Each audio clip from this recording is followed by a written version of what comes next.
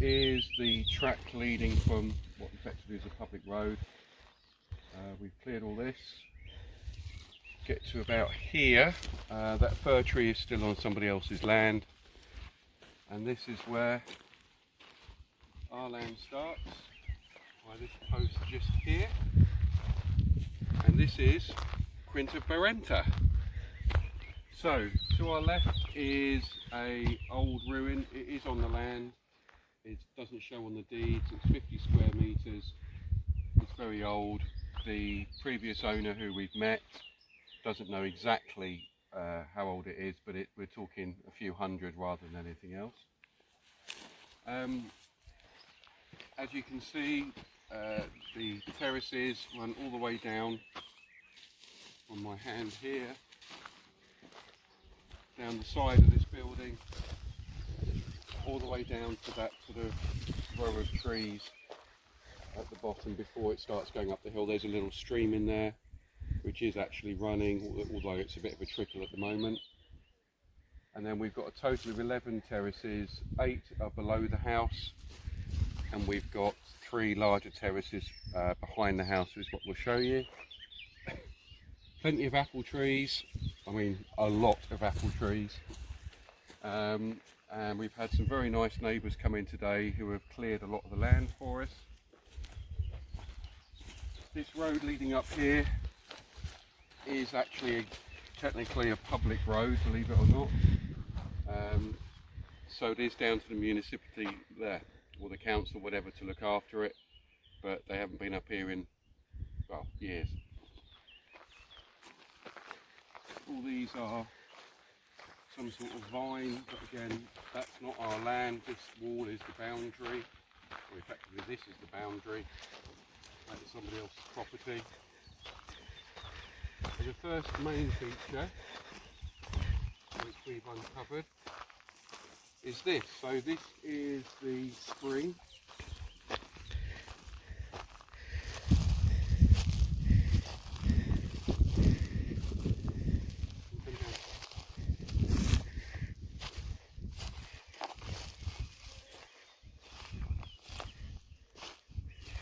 And as Barbara will go inside a little bit, you can see the little pipe sticking out, and that is running a little trickle of water, and that is the spring water. We're at the middle of July at the moment, and that's still running, and apparently it runs all year. And it's drinkable. And it's drinkable, yeah. So the water runs under a pipe under where we're stood, goes down this channel here, which we've cleared out some of it. Well, I should say the farmer very kindly cleared out some of it. With his wife, Hannah. Yep.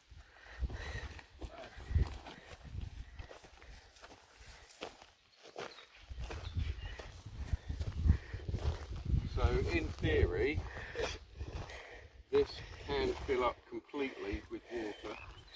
We've still got to remove all these brambles. I've got to get a direct cutter to do that. And the water fills up. This is a stone with a concrete base.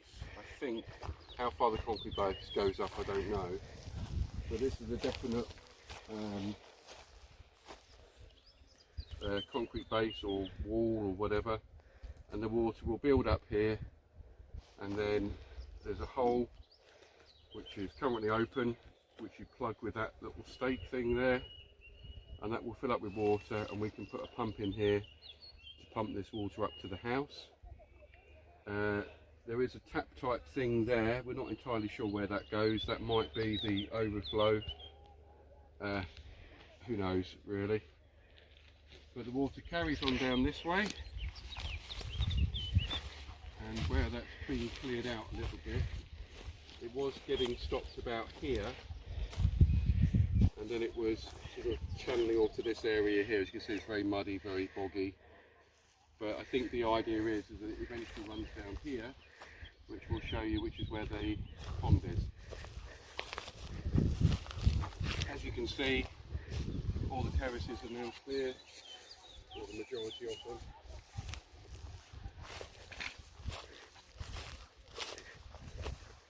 We've discovered a peach tree. We think one cherry tree as well as numerous olives and a lot of apple trees. Apple trees will be ready September, October time. And if you look at some of the age on these grapevines, look at that bad boy. That's a very old grapevine. And it's producing little white grapes.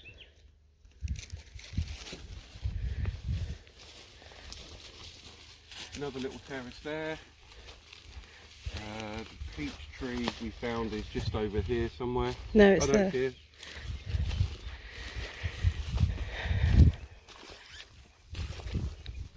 Needs a bit of a trim back, but we do have some produce on the farm which is edible, because I had a peach this morning. And the back of you see the bit more of the old building here.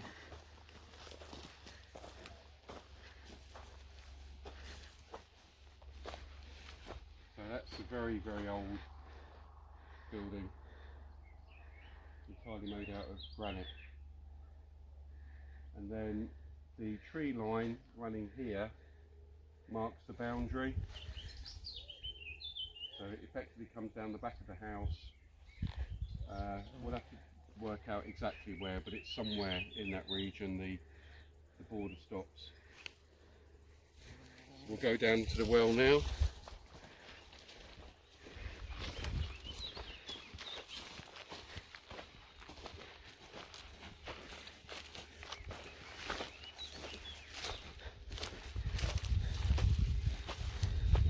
So we think there might be some pipe work, although we're not sure, that runs from where the spring comes out just behind you here, where that sort of muddy patch is.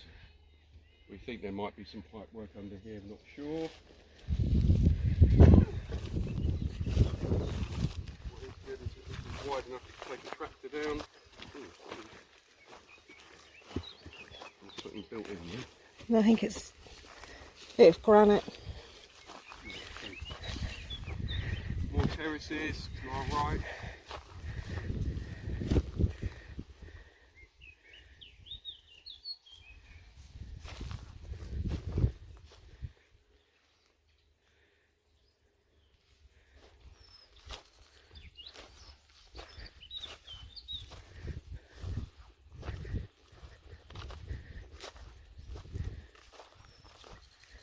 There's an old, I think it's a lifter well pump there, but we're not sure where that tube goes. We'll find out. And then this is the well stroke water mine. Difficult to tell exactly, but apparently this is either 3 meters deep from the surface or 5 meters. I'm a little bit lost in translation with Francisco. But plenty of water to do the land. Again, middle of July, and there's plenty of water in there. Obviously a bit lower, but there's water in there. But that's probably because the water's been leaching out into the sea, onto the land.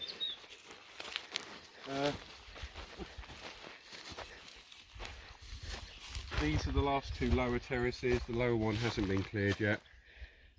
We have a big nest of bamboo there, and this line here where that enormous olive tree is, look at the size of that boy. This marks the boundary. So the next to the olive tree is a green tree. That's the very corner of the land at the bottom. And there's a little stream that runs along there, and it's actually still running at the moment. Not a lot, but it's running. But yeah, we've still got to clear all this.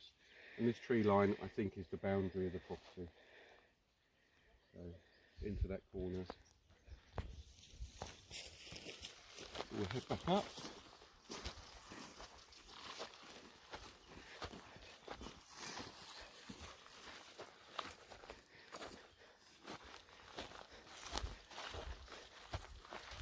I think we found the oldest olive tree on the land just because of the size of it. show you.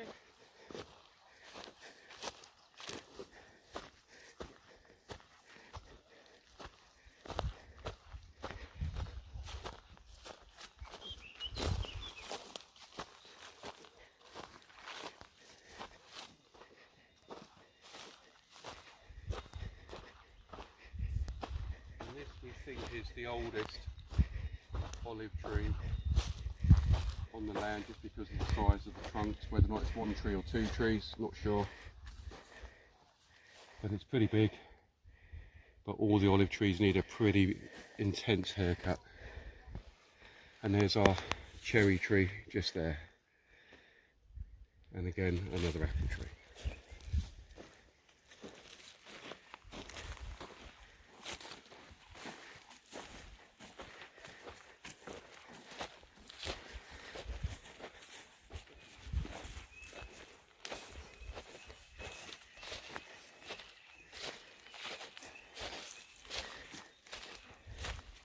What you probably can't hear, there's lots of wild bees on the land, and I think they're having a bit of a field day and a good drink from where we've gone through this today.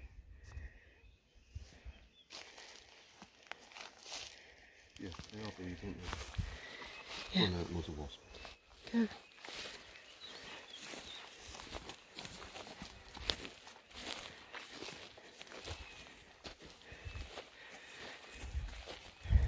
Moving up more terraces.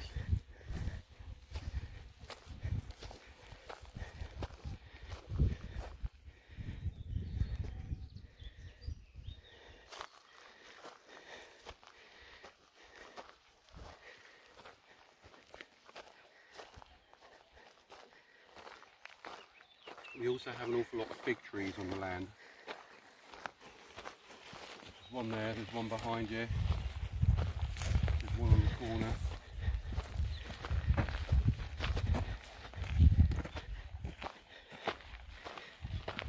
We'll come back and do the house in a minute.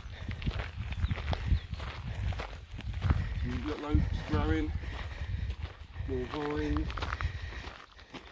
You can see very old vines again. To the right is somebody else's property. It's totally abandoned. We don't know what's in there or what's in there. Big tree.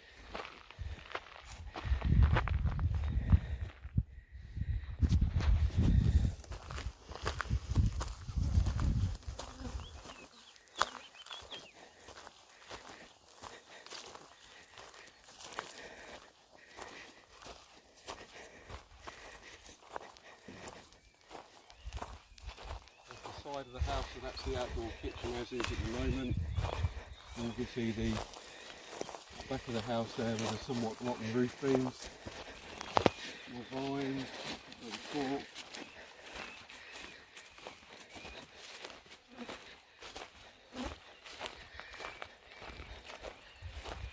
A sad looking apple tree.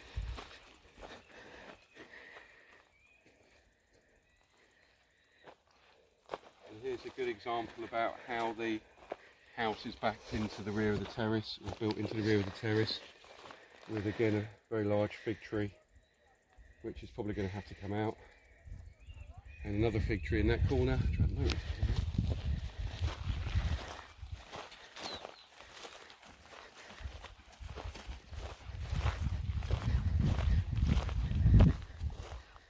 So this is the second of the three terraces behind.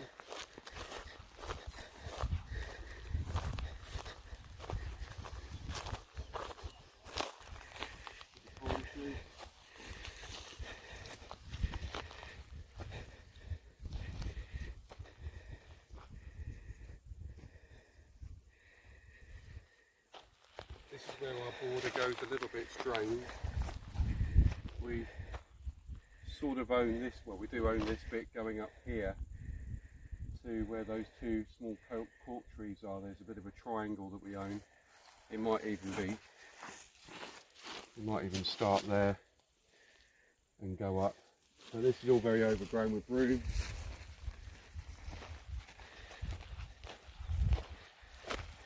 And then this is the top terrace. I think in the past there was a vineyard up here, there were remnants of vines. It's all been cleared, it's looking a bit messy, but... And then all this is ours here. It goes up to those tall trees. There's a bit of a dip.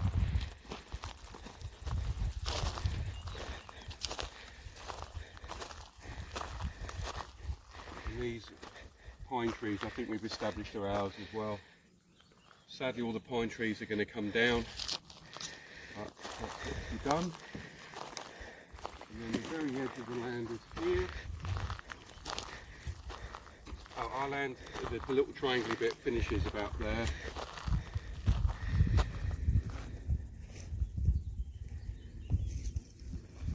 And then our final boundary.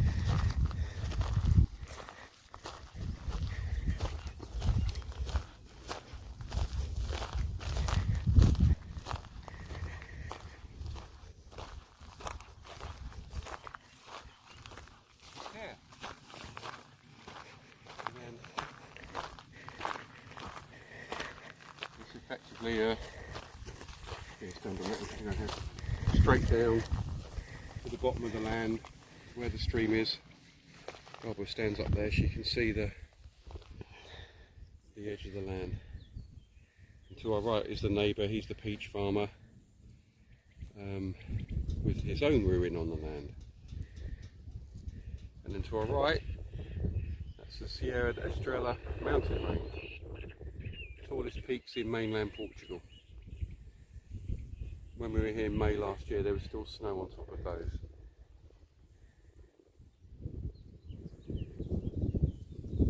So very, very peaceful.